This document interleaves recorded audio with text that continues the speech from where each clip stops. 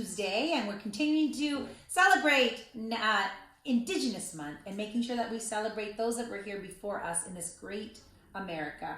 And so I'm going to read the story tonight called Los Apache, the Apache Indians, Native Americans, for our honoring our Native Americans for this month. So thanks for joining me, and I look forward to seeing you the rest of this week. Hola comunidad de Greenfield, soy Superintendent Galvan, aquí con ustedes leyendo más historias de las personas indígenas de América. Y esta noche voy a celebrar los Apache, un grupo de nativos americanos que viven en el central del sur de América. Y vamos a leer y celebrar su cultura porque es algo bonito que vamos a celebrar este mes de las personas indígenas de América. So, gracias por estar aquí conmigo para que podamos aprender de nuestra gente aquí en América. So thank you so much for joining me. I'm so glad we get to celebrate together. So here we go. Amazing people. Hundreds of years ago, North America was mostly wild, open land. Native Americans lived on this land. They had their own languages and their own customs. The Apache are a Native American nation. They are known for their brave fighters and strong leaders. Let's learn more about these Native Americans. Apache Territory.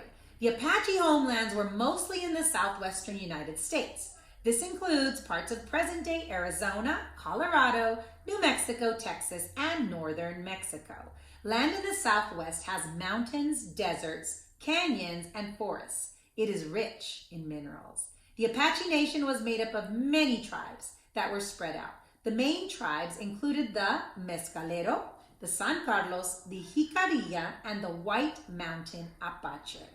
So you'll see here there's some that are in Arizona, in border of Mexico, New Mexico, up in Colorado, and that is the zone of where the Apache homelands are.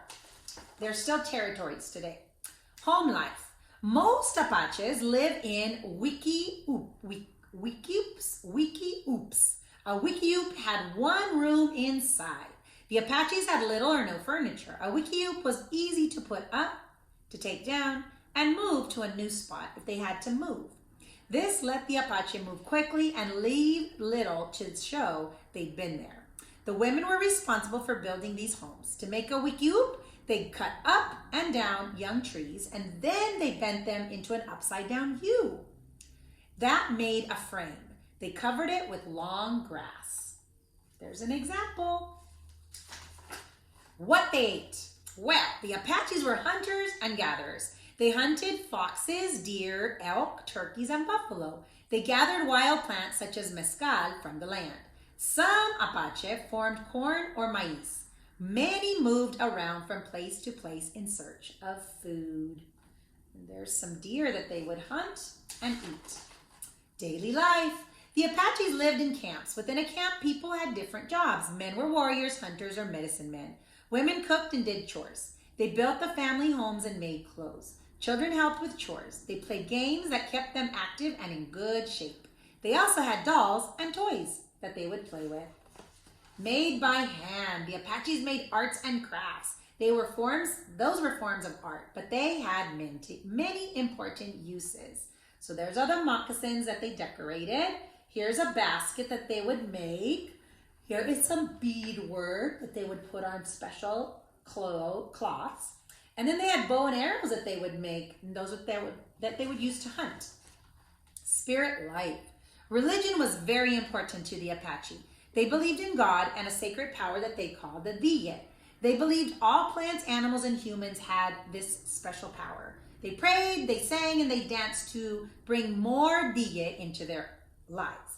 Medicine men led the people in special dances and ceremonies. The Apache honored life events such as birth, childhood, and old age. So there you see the beautiful shoes, and look at her gorgeous hair that grew very, very long. All right, fighting for their land. Land was important to the Apache. In the mid-1800s, American settlers began to move west through Apache land. The Apache tried to live in peace with them, but soon they fought over land. In 1862, the U.S. government set up Fort Bowie in Apache Pass.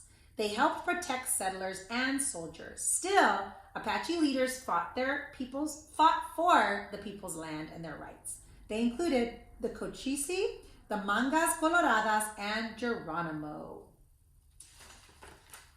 In 1870, after years of fighting, the U.S. government told the Apache people to live on the reservation. Some Apaches said they were not to live there and to keep fighting. A famous Apache warrior named Geronimo, led their fight. He surrendered to the U.S. in 1886, and that's a picture of him. I remember when I was in 5th grade, I had to pick somebody to do a research project on, and I picked Geronimo. Now I remember, now that I read the story to you. So here you go, back in time. So here we go in the 1540s. The Spanish gold seekers first met the Apache in 1749. Spaniards came, and it lasted for many years, a war that they had. 1886, Geronimo and his warriors surrendered at the canyon. 1906, Geronimo's story of his life was printed. The warrior told this story to the author Stephen Barrett. In 1964, Fort Bowie became a National Historic Site because of what had happened there in the U.S. government. And then in 2010, the U.S. government counted about 63,000 Apaches are still living in our country. So that's pretty awesome. And here's a quote from Geronimo. "We are all children of one God, the sun, the darkness, the winds, and all listening to what we have to say." And that is from Geronimo. So there you go, ladies and gentlemen. Apache Native Americans was the group of people, the nation of Native Americans that we got to celebrate tonight with you.